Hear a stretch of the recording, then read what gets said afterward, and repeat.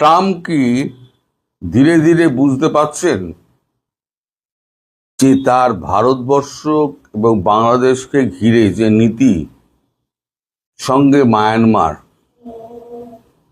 সেই নীতি ভারতবর্ষকে চটিয়ে হবে না।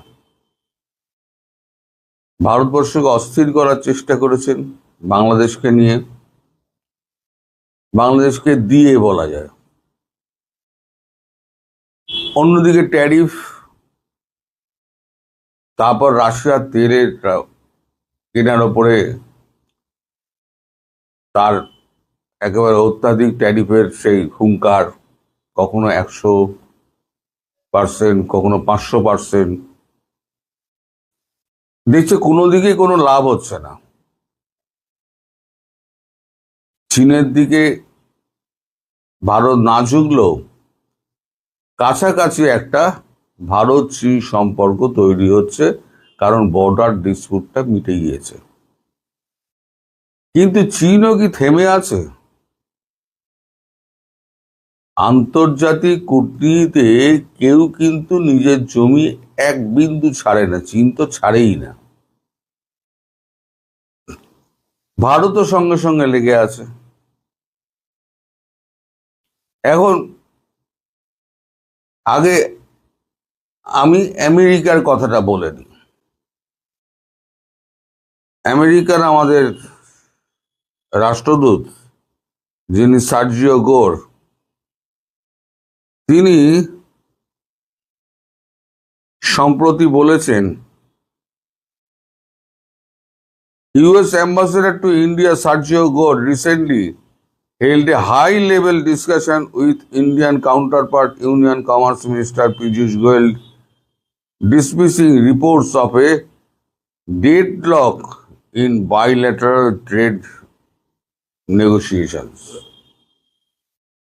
অর্থাৎ ট্রেড নেগোসিয়েশন যে তার হচ্ছে না ভারতের সঙ্গে, একটা ডেডলক হয়ে আছে। এত যে G7 তেল পারলেন, my great friend, a tough negotiator, great man বলে ট্রাম্প যে এত সুখ্যাতি করলেন, হ্যান্ডশেক ছাড়া তো গলায় গলায় তো মেলা হলো না।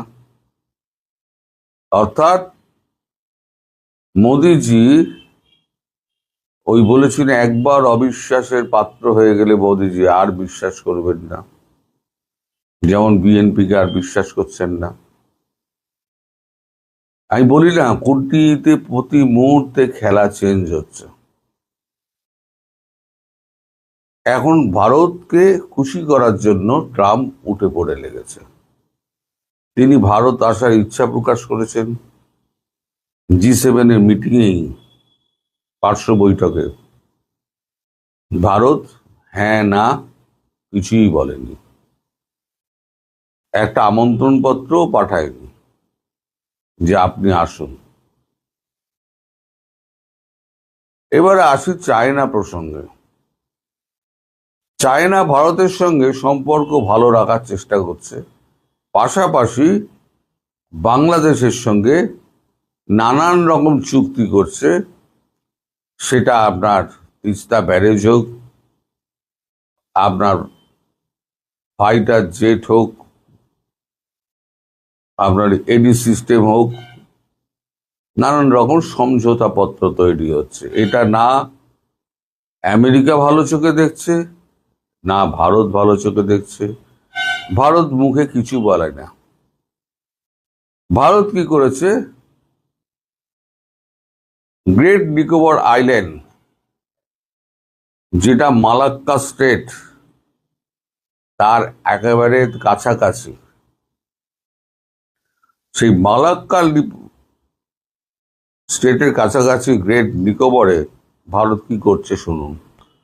ভারত মহাসাগরে নিজের ক্ষমতা বাড়াতে এবং দেশের অর্থনৈতিক প্রতিরক্ষা মজবুত করতে ভারত সরকার গ্রেট নিকোবর এবং লাক্ষাদ্বীপের মতো দূরবর্তী দ্বীপগুলিতে প্রায় 9 থেকে 10 বিলিয়ন ডলারের বিশাল অঙ্কের অর্থ লগ্নি বা বিনিয়োগ করছে। এই বিনিয়োগের মূল লক্ষ্য দ্বীপগুলির পরিকাঠামো উন্নত করা এবং আঞ্চলিক নিরাপত্তা জোরদার করা।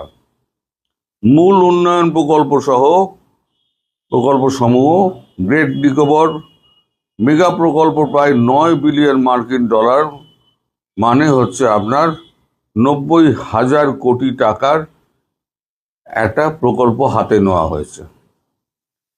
এখানে কি থাকছে? ট্রান্সশিপমেন্ট পোর্ট, মালাক্কা প্রণালীর কাছে একটি বিশাল কন্টেনার টার্মিনাল, বিমানবন্দর, বিদ্যুৎ, একটি গ্রিনফিল্ড আন্তর্জাতিক বিমানবন্দর এবং গ্যাস ও সৌর বিদ্যুৎ কেন্দ্র তৈরি করবে, লাক্ষাদ্বীপে পর্যটন কেন্দ্র করবে এবং লাক্ষাদ্বীপে যেটা প্ল্যানে আছে সেখানেও একটা সমুদ্র বন্দর করা হবে, যেটা এখানে উল্লেখ করা নেই।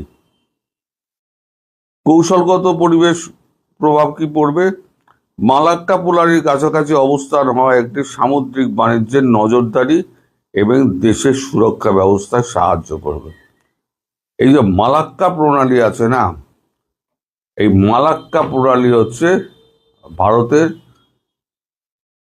একেবারে গ্রেট নিকোবরের একেবারে সামনে 100 কিলোমিটারের দূরে।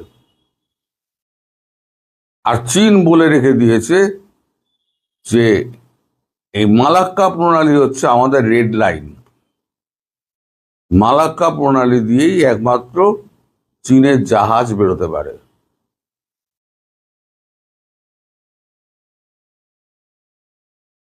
চায়না সি হয়ে চীনের জাহাজ একমাত্র ভারত মহাসাগর, বঙ্গোপসাগর হয়ে আটলান্টিকে যেতে পারে এই মালাক্কা স্ট্রেট দিয়ে।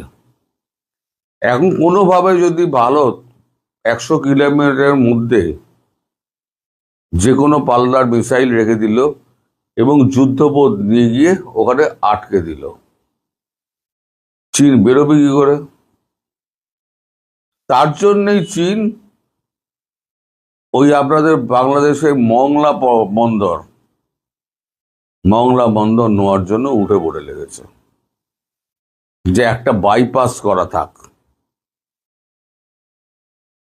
ভেতরে ভেতরে সব খেলা চলছে, ভারত মুখে কিছু বলছে না, কিন্তু চীন যেমন পেছনে পেছনে খেলছে বাংলাদেশের হয়ে, ভারত তেমনি নিজের নিরাপত্তার স্বার্থ দেখিয়ে ভারত চীনকে ব্লক করার চেষ্টা করছে। এই হচ্ছে কূটনৈতিক খেলা। এখন এই খেলায় সব থেকে বেশি অপাঙ্ক্তেয় হয়ে গেছেন ডোনাল্ড ট্রাম্প। তিনি কাকে ক্ষুব্ধ করেননি? তিনি রাশিয়াকে ক্ষুব্ধ করেছেন, তিনি চীনকে ক্ষুব্ধ করেছেন, তিনি ভারতকে ক্ষুব্ধ করেছেন।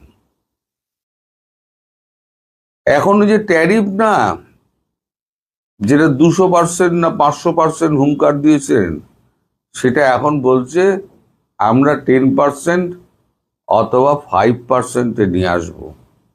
পীযূষ গোয়ালকে বলেছেন সার্জিও গোর।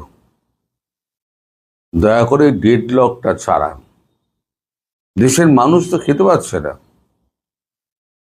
মানুষ যদি খাবার না পায়, মশলাপাতি না পায়, দুগ্ধজাত প্রোডাক্ট যদি না পায়, যেটা ম্যাক্সিমাম ভারত এবং কলম্বিয়া থেকে আসে, ভারতটা ম্যাক্সিমাম শাক সবজি যাই বলুন না কেন সব ভারত থেকে যায়, মাছ মাংস সব।